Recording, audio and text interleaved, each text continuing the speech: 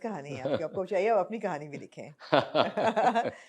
दूसरा बहुत important subject जो केस 9 में बहुत ब्रीफली टच अपॉन किया लेकिन इम्पोर्टेंट उसका था, ब्लास्फेमी का जो पूरा एंगल था, और द फैक्ट कि आपने एक properly socially integrated Hindu family दिखाई। जनरली ड्रामा में बड़ा वो टोकनिज्म होती है कि अच्छा जी हम एक हिंदू कैरेक्टर अब आपको देंगे, ये लीजिए। इसमें इट वाज जस्ट नेचुरल कि अच्छा वो दोस्त हैं, वो पार्टनर्स हैं, वो कॉलेज में इकट्ठे थे, हर चीज़। क्यों, why was this an important subject? बिल्कुल इसीलिए, एक तो मेरे हिंदू दोस्त हैं जो बिल्कुल हमारे जैसा है, बिल्कुल हमारी तरह रहते हैं, मगर मैंने ये देखा है कि सोसाइटी में, और ये भी अगेन फ्रॉम शो मैंने ये लर्न किया कि हम बहुत ज़्यादा मिनॉरिटीज़ के हवाले से शोज़ करते हैं। तो जब भी मिनॉरिटी के लिए आवाज़ उठाई है तो मुझे एहसास होने लगा कि आपका और मेरा जो एक्सपीरियंस है मिनॉरिटीज़ के लिए वो लाजमी नहीं है कि आम मैसेस का भी वही एक्सपीरियंस है। बिल्कुल। सिंध में फिर भी मेरा ख्याल है कि काफ़ी ज़्यादा है, कराची में खास हाँ कराची में ख़ास तौर पर, इंटीरियर सिंध में भी। जी। मगर मुझे ये फीलिंग आई लोगों का फीडबैक लेके कि जहाँ पर मिनॉरिटीज़ कम है वहाँ पर लोगों के बहुत अलग किस्म के आई ओपिनियंस थिंक हैं। पंजाब और नॉर्थ में तो बिल्कुल भी नहीं जी, होगी, बहुत कम है। तो वो शोज़ करके ही मुझे एहसास हो रहा था, और जब हम शो करते थे मिनॉरिटीज़ की तरफ से जो बहुत ज़्यादा वो खुश होते थे इस बात पर या शुक्रिया अदा करते थे, वो भी मेरे लिए डिस्टर्बिंग था कि इसका मतलब है कि प्रॉब्लम इतना बड़ा है कि एक 5 या 6 मिनट का सेगमेंट किया और वो इतने ज़्यादा खुश हैं, तो प्रॉब्लम बहुत ज़्यादा बड़ा है।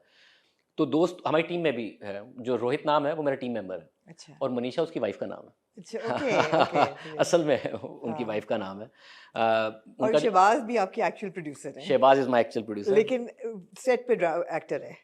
सेट पर एक्टर है, एक्टर है मगर लेकिन शहबाज इज़ शहबाज एक्चुअली है। My what about Arusa? Executive producer. Urusa is my team member. Is your मगर टीम बट मेंबर? ये जो खातून है हाँ, ये नहीं है जो ये लड़की नहीं, कर लेकिन रही देयर है, is an Aroosa on but your there is an team. Arooj. Okay, अब I struggle nice. With names by the way. Okay. मुझे सबसे ज़्यादा जब मैं कैरेक्टर लिख रहा होता हूँ और लिखते हुए अचानक आता है कि ये कैरेक्टर इन हो रहा है, मुझे नाम में प्रॉब्लम हो रही होती है कि नाम राइट। इसका क्या रखना है। मैंने बहुत सारे ऐसे नाम रखे हैं जो मेरी ज़िंदगी में, लाइक जिसमें सबसे ज़्यादा प्रॉब्लम, ज़ाहिर है सबसे ज़्यादा प्रॉब्लम किसके नाम से हुआ होगा? कामरान के नाम से। मुझे बहुत सारे लोग जो इंडस्ट्री में, उन्होंने कहा आपने कामरान क्यों नाम लिखा, जो ऑफिस में उन्होंने कहा आपने कामरान क्यों नाम लिखा, हमारे न्यूज़ में एक बहुत बड़ी डेजिग्नेशन पर उन्होंने कहा आपने मेरी वजह से लिखा, हाँ। हमारे फाइनेंस डिपार्टमेंट में एक बहुत बड़ी अरे है कि क्यों हाँ, लिख दिया। हाँ। मैं कहा भाई किसी की वजह से नहीं लिखा। और आखिर में जिसका मुझे एहसास नहीं था वो सबसे आखिर में पता चला जब मेरी बहन ने कहा कि मेरे मियाँ का नाम कामरान है और आपने कामरान लिख दिया। और मुझे, और वो इतने शरीफ आदमी है, इनफैक्ट जितने ही कामरान को मैं जानता हूँ सारे बहुत शरीफ आदमी है, हाँ, और मैं उनको बताता रह गया कि भाई प्लीज़ उसका कोई ताल्लुक नहीं है कोई हकीकत ताल्लुक से। नहीं है, मुझे उस वक्त याद आया और मैंने लिख हाँ, दिया जिस वक्त मैं लिख रहा था। हाँ। तो ये जैसे उनका जो रोहित और मनीषा का बेटा है विकास, मेरा एक बहुत अच्छा दोस्त है विकास, राइट। और उसका नाम था। तो मुझे डाइवर्सिटी दिखानी थी, क्योंकि मैंने अपने एक्सपीरियंस से ये सीखा था जब हम न्यूज़ में कर रहे होते थे कि लोगों की ओपिनियन वो नहीं है, हमारे दोस्त भी हैं, हमारे साथ हैं, हमें लगता है हम जैसे ही हैं बिल्कुल, बट लोगों का, और सब क्या बेहतर मीडियम है ड्रामे के अलावा ये दिखाने के लिए कि भाई एक बिल्कुल प्रोफेशनल हमारे जैसा, हमारा ही जैसा लाइफस्टाइल, हमारे जैसा घराना होता है। जी बिल्कुल। तो वो दिखाया। Absolutely, absolutely.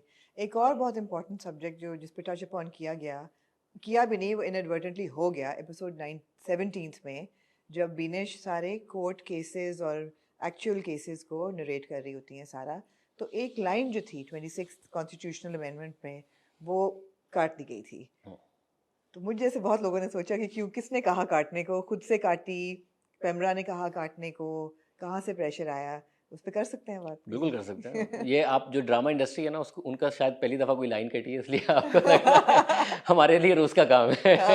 क्या चीज़ फ्रेश में चली वो रिपीट में नहीं चली, रिपीट में चली तो सोशल मीडिया पर नहीं गई, हमारा रोज़ का काम है। हमें इनफैक्ट आई थिंक इस हफ्ते में भी 2 दफ़ा हुआ है। राइट। तो ड्रामा इंडस्ट्री के साथ पहली दफ़ा हुआ तो उनको ये नहीं, लगा। ड्रामा इंडस्ट्री में बीप लग जाती है गाली पे, या फिर औरत की क्लीवेज नजर आ रही है तो ब्लर कर देते हैं, ये हाँ, है। इसमें भी 1 2 3 4 डायलॉग्स थे जिस पर बीप लगी, आई होप कि ना लगती। राइट।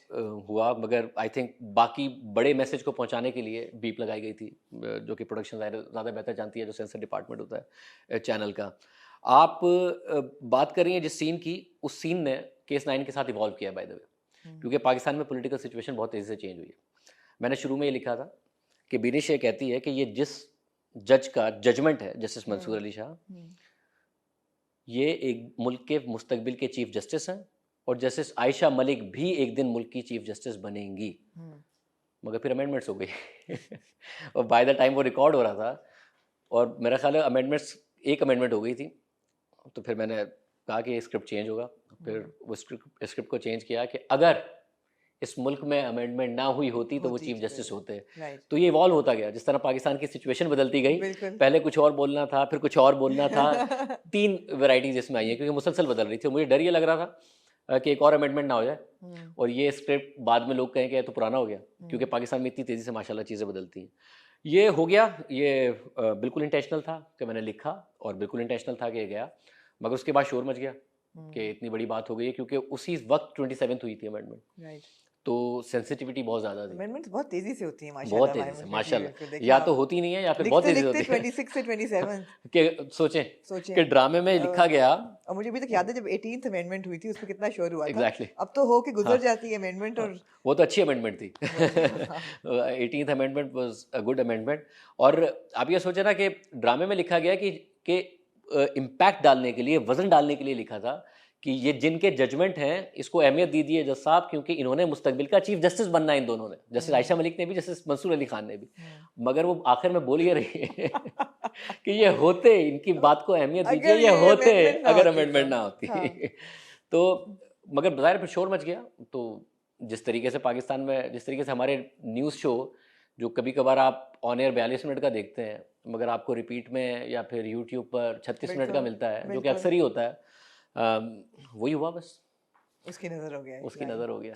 स्मॉल प्राइस टू पे कोई बात नहीं जी, लोगों आपने ने फिर भी अपने सोशल्स पे उसको शेयर किया और तो इनकी मजीद तसल्ली के लिए मैं चाहूंगी कि सुप्रीम कोर्ट के जस्टिस मंसूर अली शाह का फैसला सामने रखा जाए, जो इस मुल्क के चीफ जस्टिस होते अगर 26वीं आईनी तरमीम पास करके उनका रास्ता ना रोका जाता। जी बहुत सारी चीज़ें होती हैं जो शायद आपको अपने सोशल से भी डिलीट करनी जी, पड़ती हैं, बिल्कुल। बट मुझे ये लगता था कि ऑन रिकॉर्ड ये बात रहनी चाहिए, कहीं ना कहीं तो रहनी चाहिए कि केस 9 में ये बात भी की गई थी। केस 9 में सोशल इश्यूज़ के साथ साथ और बहुत सारे इश्यूज़ के साथ साथ इस पॉलिटिकल इशू को भी एड्रेस किया गया था। एब्सोल्युटली शायद साहब लिखते हुए केस 9 में कोई ऐसी चीज़ है जो अब रेट्रोस्पेक्ट में आप देखें और कहें कि यार ये बदली जा सकती थी या ये ना लिखा जाता। फॉर एग्जांपल परहैप्स अली का कैरेक्टर कोई उसका कोई ऐसा खास कोई लार्जर पर्पस था नहीं था, बहुत लोगों ने ओके ये सोचा कि भाई इस कैरेक्टर का क्या मकसद है। अब आप जब सोचते हैं would you change anything? Okay, Ali का बहुत ही पर्पस के साथ कैरेक्टर दिखाया गया, मगर इसकी भी जिस तरह मैं कहता हूँ कि मैं 3-4 ऑप्शंस लिखे थे अली के लिए। एक ऑप्शन ये था जिसमें कि कामरान उसे अप्रोच करता है, खुद ही, वो कहीं नहीं है, कामरान उसे अप्रोच करता है और कहता है कि सोशल मीडिया पर कुछ करते हैं और समथिंग लाइक दैट। और ये दिखाना बाय पर्पस था कि हमने दिखाना है कि आप एक अच्छे एक्स हस्बैंड हो सकते हैं। राइट आपका एक टॉक्सिक एक्स रिलेशनशिप लाजमी नहीं है, एक्स हस्बैंड और एक्स वाइफ अच्छे तरीके से बात कर सकते हैं, फैमिलीज के बेहतर ताल्लुकात हो सकते हैं, कोई इसमें हर्ज नहीं है।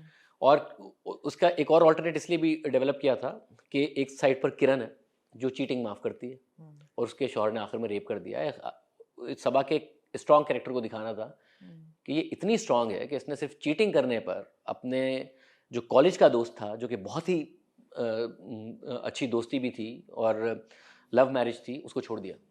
तो एक कंट्रास्ट दिखाना था। आप देखेंगे केस 9 में हर चीज़ का है, गुड लॉयर, बैड लॉयर, अच्छा police officer, bad police officer, अच्छा एंकर, बुरा एंकर, अच्छा डॉक्टर बुरा अच्छा डॉक्टर, बुरा डॉक्टर। तो पूरी की पूरी सोसाइटी, तो वो ये चीज़ तो दिखाना बाय पर्पस था। अली का कैरेक्टर था, हमेशा से था। कौन सा ऑप्शन हमने चूज़ करना है वो एक बात थी। राइट कि वो जा रहा है KKR में और जाके जॉब कर रहा है, इतना ड्रामेटिक लाइसेंस हमें लेना है नहीं लेना, ये तो ज़ाहिर है क्योंकि इनिशियल असेसमेंट हमारी ये थी, इनफैक्ट मेरी नहीं थी, प्रोडक्शन हाउस की ये थी कि पाकिस्तान में कोर्ट रूम ड्रामा कोई नहीं देखता। जब भी इसलिए कितना बुरा लिखा जाता है, कोई क्यों देखेगा? जब भी कोई ड्रामा कोर्ट रूम में जाता है तो रेटिंग्स गिर जाती हैं, ऑडियंस बिल्कुल भी नहीं देखती। और मुझे ज़ाहिर है हमारा ये मानना है और हमने ये अपने शो से अगेन एक्सपीरियंस सीखा है कि ये बिल्कुल गलत है कि पाकिस्तान में आप दो लोगों को बिठाएंगे और लड़ाई करवाएंगे तो लोग देखेंगे। हमारा न्यूज़ शो में हम टॉक शो नहीं करते, दो लोगों को साथ बहुत कम होता है कि बिल्कुल ही दो पार्टीज आमने सामने हम बिठाएं। हम सोलो इंटरव्यूज़ करते हैं। हम रेप से लेके सोसाइटी के मिनॉरिटीज़ से लेके ख़वातीन के दीगर इशूज़ से लेके हर बात करते हैं, जेंडर गैप से लेके सारी इंटरनेशनल रिपोर्ट्स करते हैं। नंबर्स भी आते हैं, इन टर्म्स ऑफ नंबर्स भी पाकिस्तान का नंबर 1 प्रोग्राम है। तो हमारा ये बिलीफ है कि आप अच्छे तरीके से दिखाएं लोगों को।